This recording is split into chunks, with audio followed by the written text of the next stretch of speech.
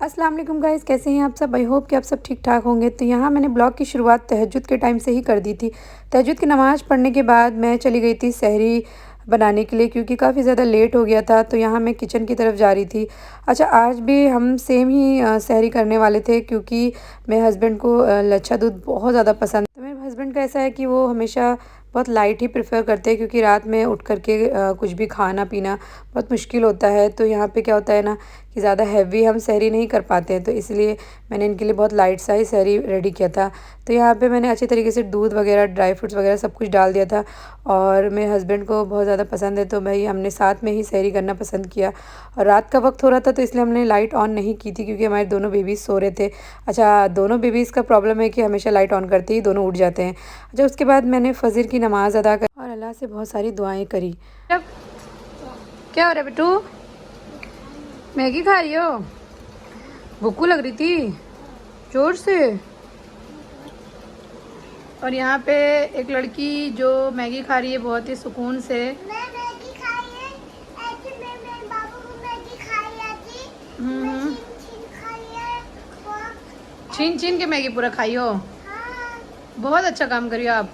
और नहीं है। बोलो क्या हुआ, बोलो। आप दोनों इतना फाइट क्यों करती हो? बहन बहन की तरह नहीं रह सकती हो आप दोनों?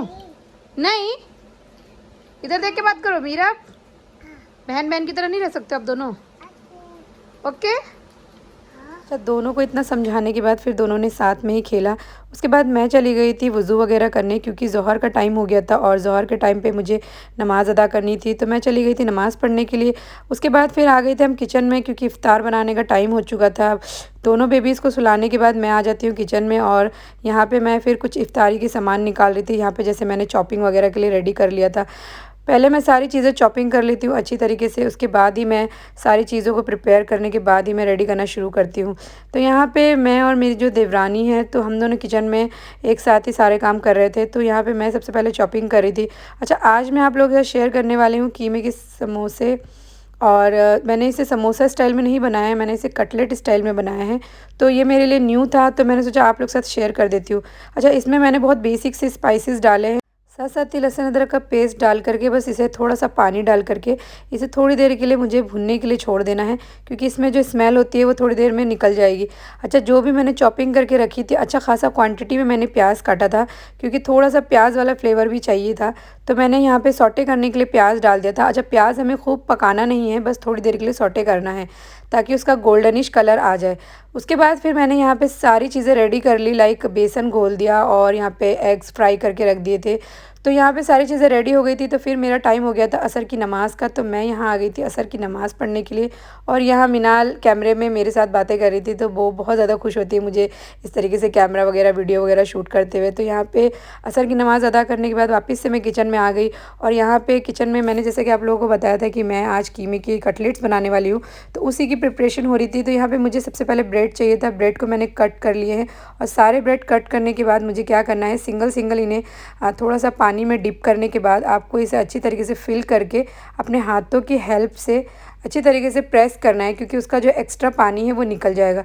अच्छा, उसके बाद मैंने यहाँ पे ना जो थोड़ी देर इसको सूजी में लगा करके इसे इस तरीके से सेट कर दिया, ताकि वो जो एक्स्ट्रा पानी है वो अच्छी तरीके से ऑब्ज़र्व हो जाएगा, और सूजी लगाने से इसका जो एक करारा फ्लेवर आएगा। तो यहाँ पे बेसन वगैरह घोल दिया था मैंने, क्योंकि अभी मुझे पकोड़े वगैरह छानने थे। तो यहाँ पे मेरा सूजी भी रेडी हो चुका है, साथ साथ कटलेट भी मैंने रेडी कर लिया था। तो यहाँ पे मैंने सबसे पहले पकोड़े तलने स्टार्ट कर दिए, क्योंकि फिर सबसे ज़्यादा लेट पकोड़े नहीं करने होते हैं।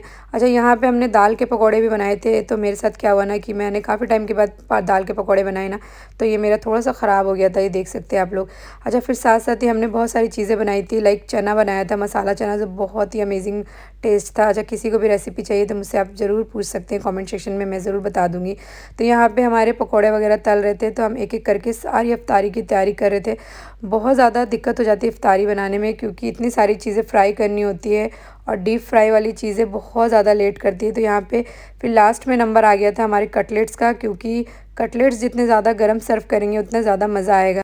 तो भाई इफ्तार का टाइम हो गया था और हमने जल्दी जल्दी से अपना रोज़ा खोला और यहाँ पे मेरी पूरी फैमिली साथ में बैठी हुई थी और हम हमेशा अक्सर इसी तरीके से साथ में ही बैठ के रोज़ा वगैरह खोलते हैं। यहाँ बच्चे भी बहुत ज़्यादा तंग करते हैं क्योंकि बच्चे भी उठ जाते हैं। अच्छा, उसके बाद मैं आ गई थी किचन।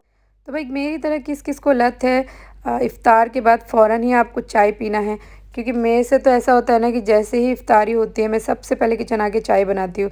तो फ्रेंड्स ब्लॉग को यहीं पर एंड करते हैं। आई होप कि आपको अच्छा लगा होगा। बहुत छोटू सा ब्लॉग बनाया मैंने इस टाइम पे, क्योंकि बिल्कुल भी टाइम नहीं मिल पा रहा है। मिलते हैं नेक्स्ट ब्लॉग में, तब तक के लिए अल्लाह हाफ़िज़।